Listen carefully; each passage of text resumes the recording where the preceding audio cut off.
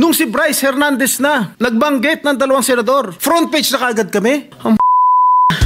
Paano yung buhay ng Diskaya na inimbitahan nila doon? Wala man lang tayong aksyon. Samantalang 17 congressmen ang binanggit niya. Hindi nyo ba naisip, manganganib din ang buhay niya? Pero walang nagsalita.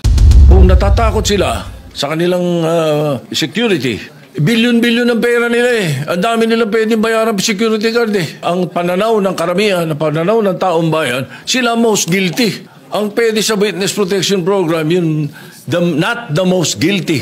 Ayun ang sinasabi ng batas. So, it is not applicable to the Diskayas.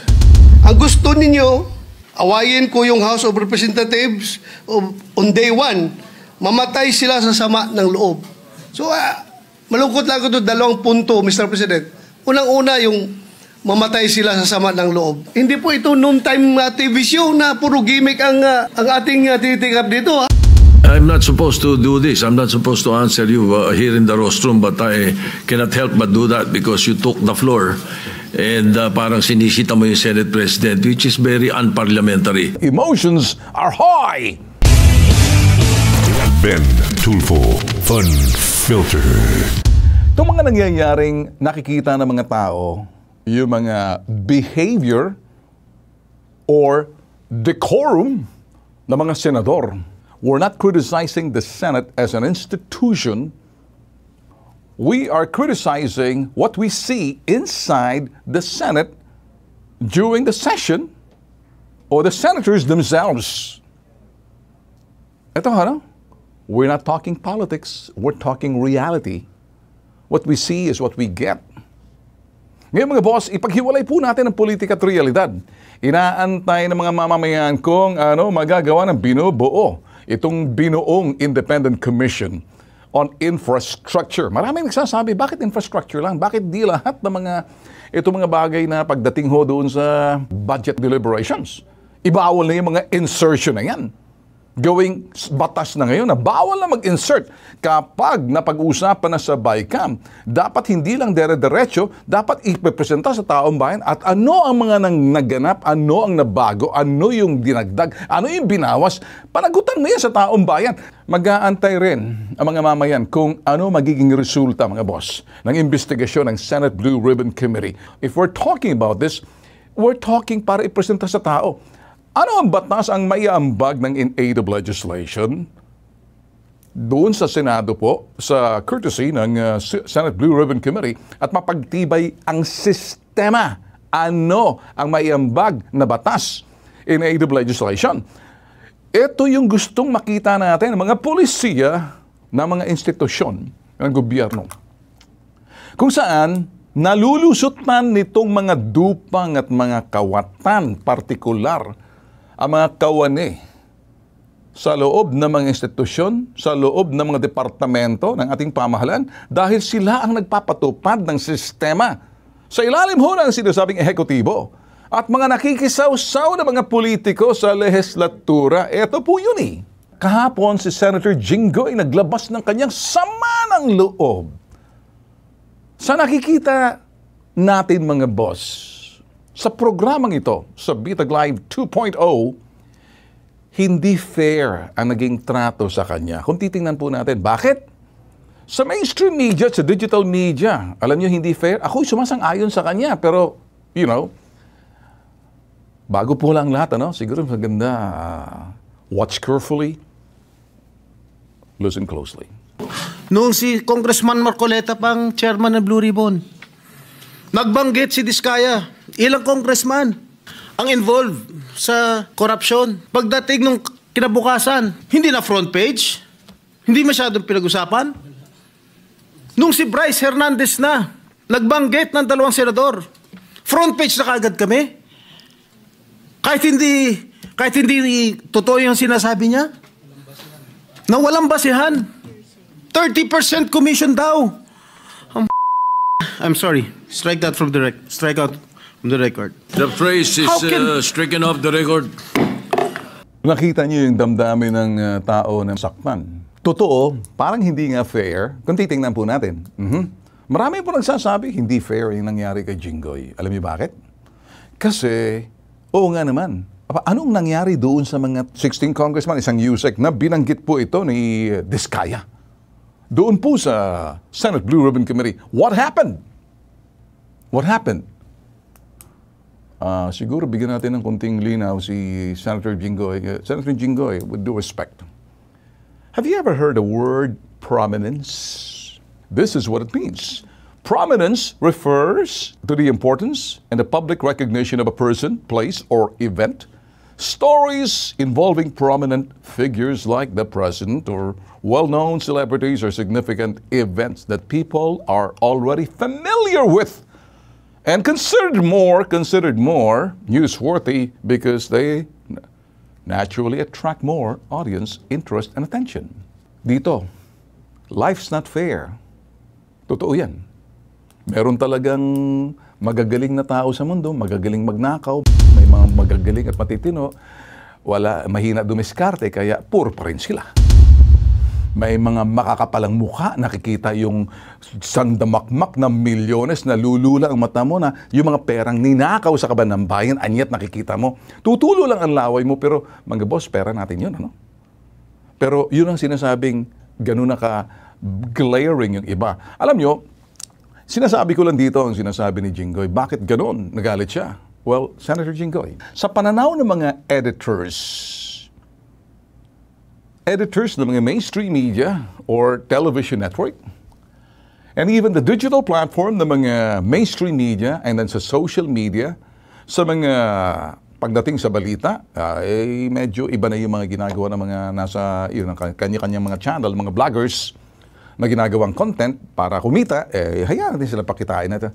Binigyan nila ng itong mga mainstream media and their digital platforms such as radio, TV, or print, na may mga, ang tawag dito, prangkisa. Ang prangkisa na yun, kaakibat po yan ng sinasabing responsibilidad at pananagutan sa taong bayan dahil gumagamit ka ng airwaves na kabahagi rin na magbigay ka ng balita as public service. So, binigyan nila ng kahalagahan ng pagiging prominente mo bilang senador. Ganon din si Senator Joel Villanueva. Bakit? Because you were elected. Okay, senators are elected. The entire country, Republic of the Philippines. Ang mga congressman, distrito lang yan. So, mas mahalaga ka. So, mas importante ka sa mata ng mga editors.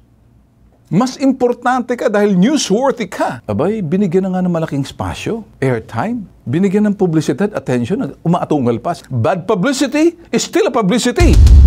Madali po kasi magngangangaw. Pero iba po yung nakikita ng mga tao, narinig ng mga tao, at pagkatapos, nararamdaman din nila. Ipagdasal po natin na yung kumpiyansa, the confidence of our business sector must remain.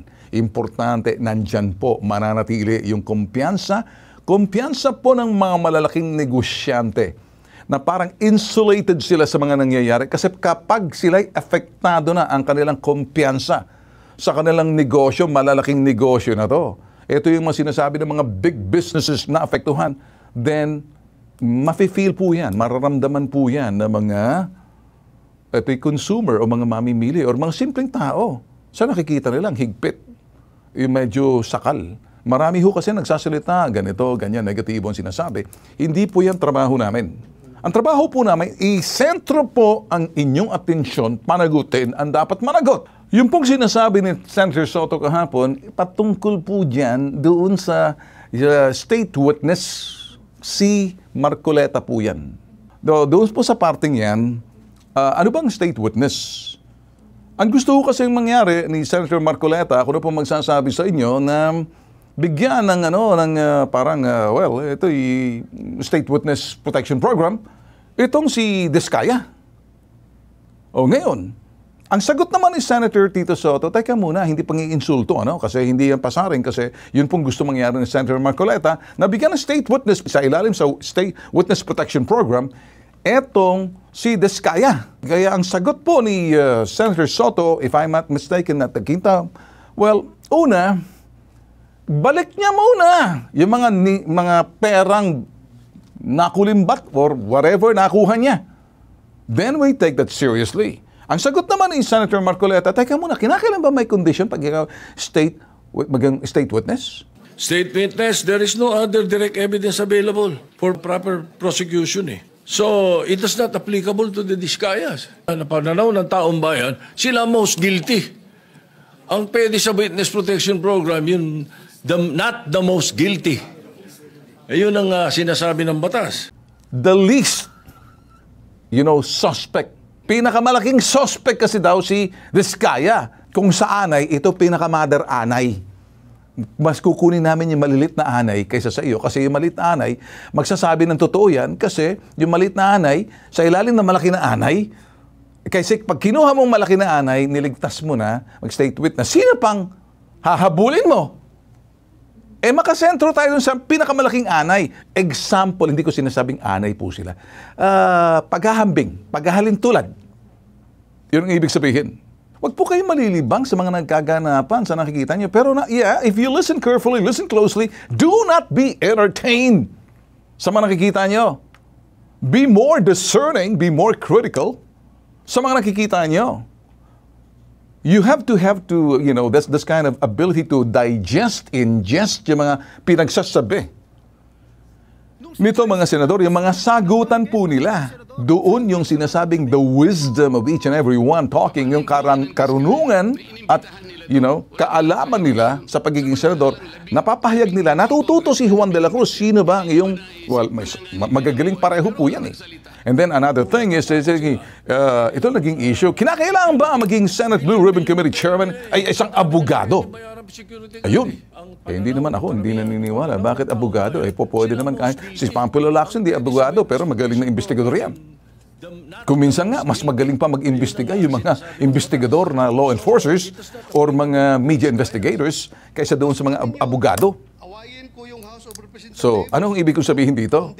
So, mga bagay na kung minsan pinag-uusapan dito na wag po tayong ma-polarize, wag po tayong mahahati kung sinong iniidolo natin. Tingnan natin kung sinong tama. Kalimutan natin kung sinong iniidolo. Kalimutan natin kung sino yung papanigan ninyo. Wala po rito yung sinasabing pagdating, ito yung, taking side. Do not take side. Take a stand for what is right. Kung ano yung tama, doon kayo tumingin. Huwag doon kung sino yung paborito mo, kung sino yung iniidolo nyo. No. Lahat naman tayo nagkakamali. May mga taong kuminsan, iba ang level ng kanilang pananaw, ang kanilang hindi lang pananaw, ang kanilang dunong at ang karunungan. Kung pag-uusapan, doon sa bagay na ginagawa nila ngayon sa Senado, may mga bagito, may mga bihasana, may mga batikan, merong bagito pero marunong, pero mahihinog din yan. Merong bagito na matagal na, pero bagito ka pa rin. O matagal ka ng politiko, bagito ka pa rin. Bakit? First time mo pa rin sa Senate eh. Well, until such time na ikaw ay nahinog at ikaw ay nandyan na sa tagal ng sinasabing ilang dekada ka naging senador. Walang sasantuhin ang galing dito mismo kay Presidente. May mga tanong dito na, paano to? Yung mga kaanak, walang sasantuhin. Ibig sabihin, walang sasantuhin maskin kaanak niya. Which means, maskin si Martin. Walang sasantuhin yan. Well, nag-aabang yung taong bayan. Ito ba ang mangyayari? Well, if that's going to be the case, then dito natin makikita yung iba yung sinasabi, iba yung gagawin. So, ina-expect po yan. They will not be spared. Anybody will say, hindi, wala tayong kinikilingan, wala tayong tinutulungan. Wala namang maniniwala sa'yo hanggat gawin mo eh. So, gagawin namin. Hindi man siguro magsasalita ang ating Pangulo ng basta't magsasalita lang para i-appease or parang pakalmahin yung taong bayan. Rather, ang sinabi ka ng Pangulo, magalit kayo. Sinong hindi magagalit? Ang sinabi pa nga ng Pangulo natin, si BBM, ako naman, ipinipresenta ko lang sa iyo, depende kung maniniwala kayo. Abay, kahit naman siguro ako, kung hindi ako presidente, sasama ako dyan sa marcha, yung pagnanakaw. Sabi niya po, if I wasn't president, I might be out in the streets with them. Let's not play politics. Let's deal with the reality. Tumingin po tayo sa realidad. Ang realidad po at ang politika, magkaiba. Ang politika, medyo, maraming magagaling dyan. At kinakailangan natin yung mga magagaling sa politika para gamitin yung kalang karunungan at kaalaman. ipakita sa taong bayan kanilang sinseridad at kredibilidad na magagawa nilang trabahong inaasahan sa kanila ng taong bayan. Wala po akong sinasanto kahit kapatid kong si Senator Raffy, si Senator Erwin. Wala rin po ako sasantuhin. Kung mali po sila, magsasalita po ako. Huwag niyo po kaming hihanay na pareho kami mga tulfo tapos binaba natin yung isa sa kanila. Hindi ako nasasaktan kung binaba natin yung si Tul Erwin, si Senator Erwin. Hindi ako rin ako nasasaktan kung binaba natin yung si Senator Raffy. That's none of my business. They're doing their job. At the end of the day, sabi ko nga, isang dugong dumadaloy sa ugat namin ang pagtulong, pero pagdating sa prinsipyo, pagdating sa pananaw, pagdating sa lohika, pagdating sa common sense, pagdating sa wisdom, magkaiba po kami. So ganun din po ang Pangulo. Gusto po natin makita rito, walang sinasanto kahit sino. Okay, ganun. Dito sa parting to, na naging malaking bagay po yung state witness. Nantakin mo, kukunin mong state witness. Kayo po ba? Kayo ba ay sasang-ayon na kukunin state witness? Itong si Diskaya. Pag kinuha mo, sino pang kukunin? Siguro nakikita ko yung wisdom na sinasabi ni Senator Marcoleta. Kasi si Diskaya, may handler yan. Sino kaya yung handler na yon? Ngayon, kung state witness siya, magsasalita siya, tanong, ituturo niya ba kung sino ang handler niya? Bakit ganun kalakas? Ang naging problema kay Diskaya, ang sinasabi nila, at sinasabi ito ni Senator Kiko Pangilinan at ni, Senator Lacson, at pag-iimbista ganun doon sinasabi ni Soto, bakit itong si Diskaya or si Bryce, kung sino to, ang pinapatungkulan nila itong nangyayaring itong 2022 hanggang 2025. Si Diskaya ata by kumamal na maraming proyekto, kumita ng husto. And 2016, hanggang kasalukuyan, 11 years, or 9 years, 2016. So in essence, parang lumalabas, parang inedit. Kaya yung word inedit. Inedit ni Diskaya ang kanya mga sinasabi na kung saan naganap ang kanyang pagiging big time contractor ng panahon ng 2022 hanggang 2025. Anong nangyari doon sa 2016 hanggang ng 2022? Inedit mo ba yon? And then 2022 hanggang 2025. Importante po kasi pag nilaktawan mo to, inedit mo yan, if you withheld something deliberately, then you're already lying. Can she be a state witness? Yan ang ibig sabihin dito. This is Bitag Live 2.0.